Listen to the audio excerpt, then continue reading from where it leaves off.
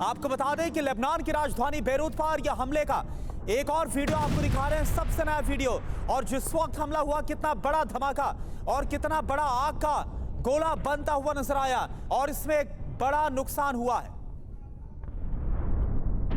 और इस बीच देखिए अहम खबर यह आ रही है कि सऊदी अरब ने 5 ईरानी ड्रोन्स गिराए हैं। शेबातल की ओर जा रहे ड्रोन्स को गिराया गया है। शेबातल की ओर जा रहे ड्रोन को ताजा हमले में सऊदी अरब ने मार गिराया।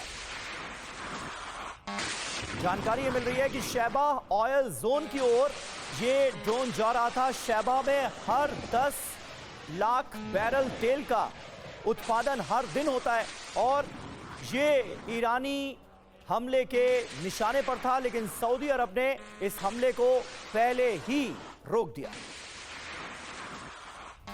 और देखिए साउथ लेबनान से खबर है जहां पर इजराइल की तरफ से घातक बमबारी को अंजाम दिया गया। इजराइल ने व्हाइट फास्फोरस के गोले बरसाए।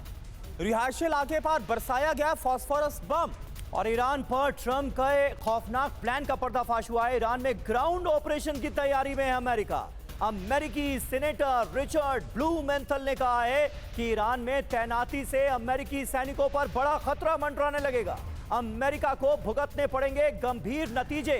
अमेरिकी डेमोक्रेट सीनेटर हैं रिचर्ड और उनकी तरफ से यह कहा गया है कि अमेरिका अब बूट्स ऑन ग्राउंड उतारने जा रहा है ईरान के अंदर और इसके गंभीर नतीजे होंगे। तो ईरान की शक्ति के बाद हड़कंप है, अब होगा ग्राउंड ऑपरेशन। इसकी तैयारी अमेरिका कर रहा है। इसको लेकर क्या जानकारी आ रही है? जैसा भी आपने बयान में भी सुना जो अमेरिकी सेनेटर बोल रहे हैं, अमेरिका से पर्दाफाश ये हो रहा है ईरान में ग्राउंड ऑपरेशन की तैयारी कर रहे हैं ट्रंप। अमेरिकी सैनिकों को ईरान भेजने की रणनीति, खुफिया विभाग की मीटिंग में इस प्लान पर विचार हुआ है। यह अमेरिकी सेनेटर का बयान। जी हां, ग्राउंड ऑपरेशन की अब जरूरत क्यों नजर आ रही है अमेरिका को? ईरान में ट्रंप के लक्ष्य दरअसल अब तक पूरे नहीं हो पाए। हवाई हमलों से ईरान की मिसाइलें खत्म नहीं हुई हैं। न्यूक्लियर प्रोग्राम को लेकर अमेरिका कंफ्यूज नजर आ रहा है। बार बार लक्ष्यों को लेकर अपने बयान बदलता नजर आ रहा है। ट्रंप की चुनौती क्या है? कई साल तक चल सकता है यह ऑपरेशन। गोला बारूद की सप्लाई एक बड़ी चुनौती है। अमेरिकी अर्थव्यवस्था पर भी इसका बोझ बढ़ेगा। और एक और बड़ी खबर, ईरान के निशाने पर इजराइल की पोर्ट सिटी हाइफा। लगातार यहां पर पहले दिन से ही जब से बदले की कार्रवाई ईरान की तरफ से शुरू की, लगातार हाइफा को निशाना बनाया गया। और ये देखिए आप, हाइफा में मिसाइल अटैक के बाद भारी नुकसान। हमले के कारण बंदरगाह के पास आग लग गई। दूर से नजर आई लपटे और धुएं का गुबार। हाइफा पोर्ट की एक और तस्वीर। और ईरान इजराइल के बीच साइबर वॉर भी शुरू हो गई है। ईरान ने इजराइल के सीसीटीवीज को हैक किया है। इजराइल के साइबर डायरेक्टरेट का बड़ा दावा, इजराइल की जासूसी कर रहा है ईरान। ईटी की रिपोर्ट में यह बहुत बड़ा दावा किया गया है। बड़ी खबर सामने आ रही है। इजराइल के साइबर डायरेक्टरेट की तरफ से भी यह दावा किया गया है कि ईरान ने इजराइल के सीसीटीवी कैमरास को हैक कर दिया है।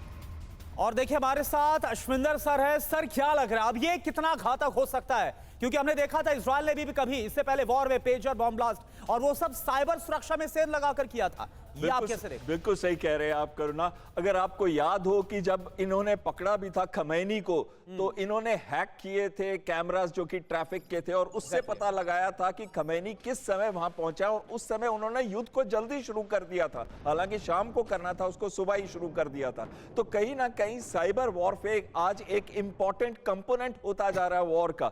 और जब भी वॉर हो या उससे पहले, अगर आप देखिए हमारे देश के ऊपर भी कितने साइबर अटैक हुए थे जून 2020 के बाद, यानी कि गलवान वैली के बाद। आपको मुंबई का याद रहेगा, आपको एम्स की याद रहेगी। तो कहीं ना कहीं एक इंपॉर्टेंट टूल है आज वॉरफेयर का साइबर। इससे ना केवल हैक किया जाता है, ना केवल वर्म्स डाले जाते हैं, ना केवल इंफॉर्मेशन एक्सट्रैक्ट की जाती है, उनके जो कमांड एंड कंट्रोल और कंप्यूटर सिस्टम को भी कहीं ना कहीं वायरस से इंफेक्ट किया जाता है। और इससे इंटेलिजेंस के साथ साथ उनकी वॉर फाइटिंग कैपेबिलिटी पे इफेक्ट किया जाता है। अब इसमें देखिए एक चीज मैं ईरान की स्ट्रेटजी पे बोलना चाहूंगा। जी।